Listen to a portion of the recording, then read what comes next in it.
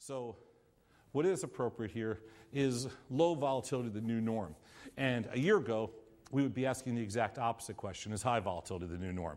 I mean, is 30, 40, 50% volatility the new norm? Would we be having this conversation of, what are we going to do a year from now when volatility is back to 15%? And everybody would have said, you're crazy.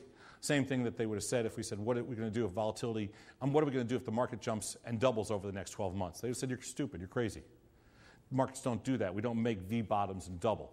But it happens. We don't go to 80% volatility 15 months ago and then drop down to 15% volatility below where we were when the whole down move started. So I'm going to argue that low volatility, meaning from an historical side, there's a book called When Genius Fails, and it talks about historical volatility with respect to, a pure distribution curve.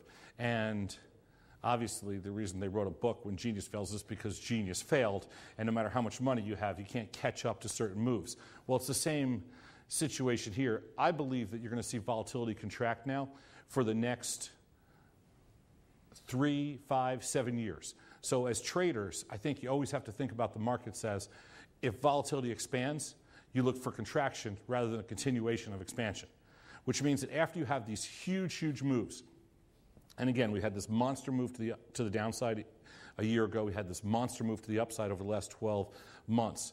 There's a consolidation of that excess that takes place for quite some time going forward. So what I look for these markets to do over the next couple of years is there'll be some really hard sell-offs. There'll be some really violent rallies. And when that happens, you'll get an expansion in volatility. What I expect after that is a quick contraction of volatility. So how does that shape your trading?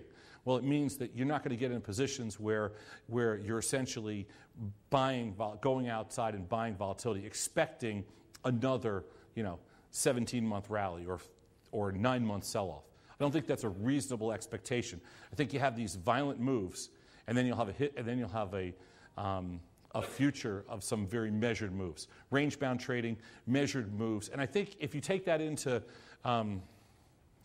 if you combine that with efficient markets, if you combine that with marketplace efficiency, lots of liquidity, very good technology, I think you're apt to see this market be just like it is now, but with sharper two-way paper over the next couple of years. So if I'm looking out over the next couple of months to the next couple of years as a trader, I think there's a couple things that jump out to me. First thing is that you're going to see much more two-sided action, which means when there's rallies, there'll be sell-offs. It's just normal. The market will return to some form of normalization. The market will normalize. And when there's big sell-offs, you'll see some decent rallies that may fail at resistance.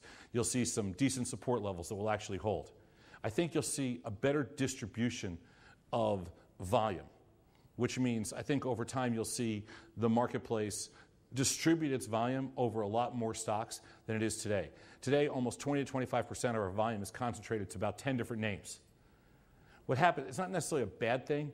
It just means that customers are searching for liquidity in certain products, and all the electronic / flash / robotic engines are focused on a few names where they can play liquidity games. So it's not necessarily a manipulated market, but it's a marketplace that's just looking for the high frequency type spots, and it's not readily available throughout the whole market.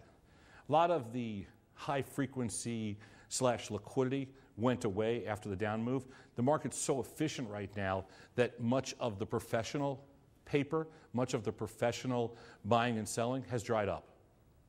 So it's now concentrated on very few names. When you have that, anytime you get any kind of a concentration in volume, it's not healthy for the market. You want a more global, you want a more functional distribution of volume.